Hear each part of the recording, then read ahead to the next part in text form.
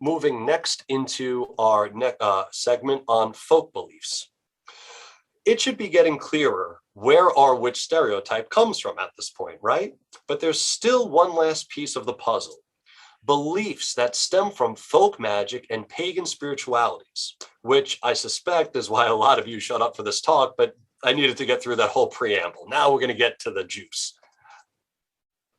And here we enter that old, cantankerous, maybe boring to some people, scholarly debate over whether we can call some of these healers shamans and their practices psychedelic or entheogenic. As often happens with me, I fall between the two camps. I think there are some very obvious overlaps between European wise women with global shamanic practices, like having access to the spirit world and working as healers. However, there are also stark differences between our Western European wise women and Siberian shaman, like the Sami shaman, which is where we get the word shaman from. It's from the Tungus language. Beliefs like animism, which is present among the Siberian shamans, but is completely absent from the annals of Western European wise women records. It's not there anywhere. So the whole thing of whether they could be called shamans or not is kind of up in the air.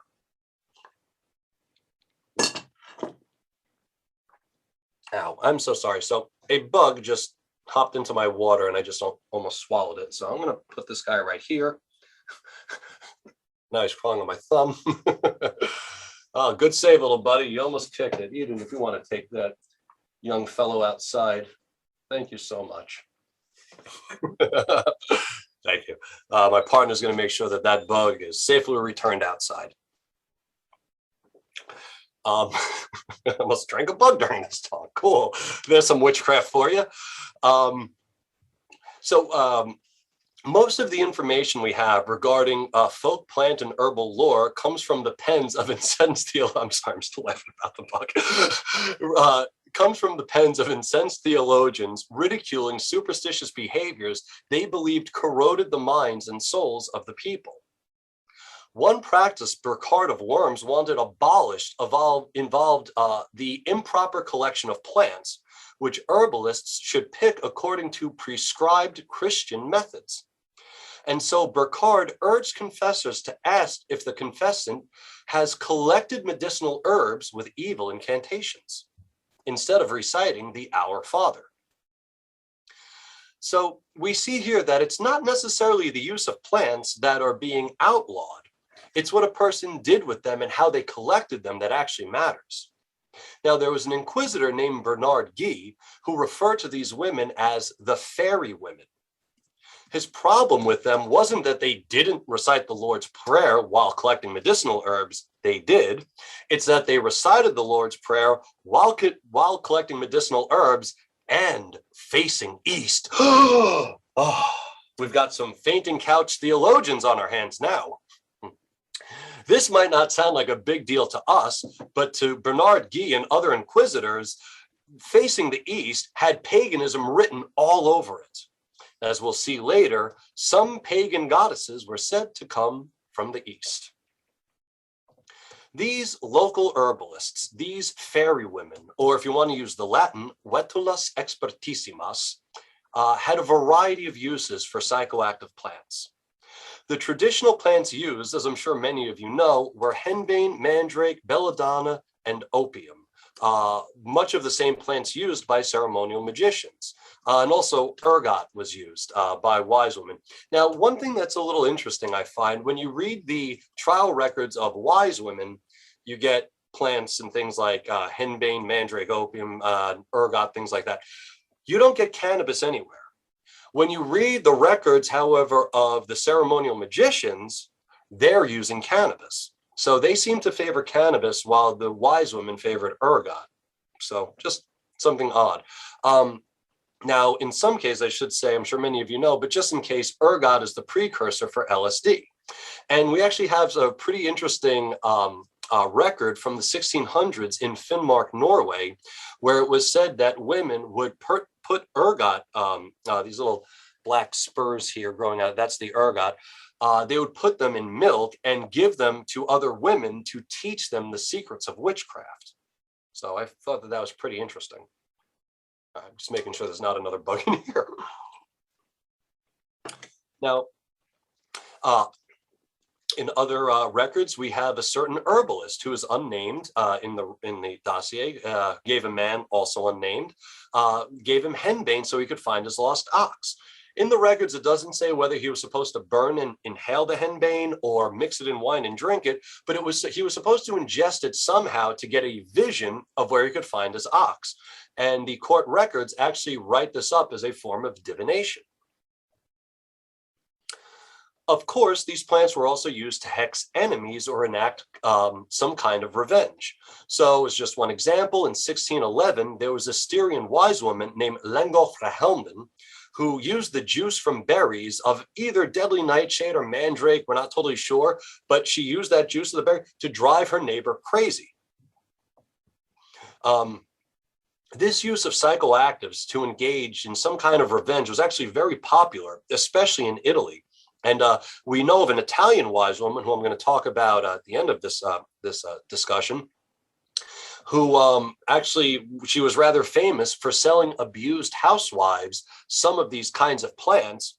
So they would secretly feed it to their abusive husband while saying incantations, and it would drive him crazy. And while he was cowering in the corner and she's saying these magic words over him, he would think that it's the magic words that's causing all these, bizarre phantasms, and he's throwing up and feels dizzy. And he doesn't know that it was a plant doing it. And so every time he would think twice now before raising his hand to his wife, because all she has to do is say these magic words and it would cause that to happen again. So that was the kind of recourse you had in a highly patriarchal society. Now, another folk belief was the belief in the transformation of animals, particularly the strix or the screech owl, which was a legendary bird who would visit children in their sleep and suck the blood from their bodies. Other popular animals for transformation included foxes, cats, horses, and of course, the werewolf. Now, some of these would have associations with psychoactives. So take belladonna, again, highly psychoactive plant, could be used entheogenically, depending on if you put yourself in that state of mind. The Greeks called belladonna strygnum, after strix. So they very clearly had an association between this plant and these transformations. In fact, a treatise condemning magic written in 1615 by Jean de Nainaud, who was a Frenchman, suggested that some people used toad poison for werewolf transformations. Now, again, I think this could be a reference to the Amanita muscaria, or it's a little difficult in the text to tell because he does also mention a kind of mushroom that could be the Amanita muscaria. Now, that possibility aside, Nainaud was familiar with these mushrooms. I guess that's what I'm trying to get at. No matter what, he was familiar with psychedelic mushrooms, which he called Morel furieux and Morel endormante, the crazy mushroom and the sleepy mushroom. And he says that to eat them, it causes various figures and representations on the senses and shows the shadows of the underworld. So mushrooms, werewolfism, and visions of hell. That's my kind of party. Incidentally, closer to our own day, there's a bit of a humorous story involving Francis Huxley, the nephew to the great literary gent Aldous Huxley. Francis was investigating voodoo in Haiti in the late 1950s, and he gave 50 milligrams of LSD to a voodoo priestess named Jodene. After her experience, Jodene told him she would have to be very careful with LSD because if she took higher doses, it would probably turn her into a werewolf. So I just think it's very interesting that these beliefs survive even to this day, or at least until the 1950s. But I happen to know that some people do still engage in this kind of stuff, certain witches that I know. There was also the tragenda, at least the tragenda existed in certain parts of Italy. The word tragenda comes probably from an archaic, vulgar Italian verb meaning transient. Yet colloquially in the early 1400s, it actually meant the horde, which was this phantasm of beings, right?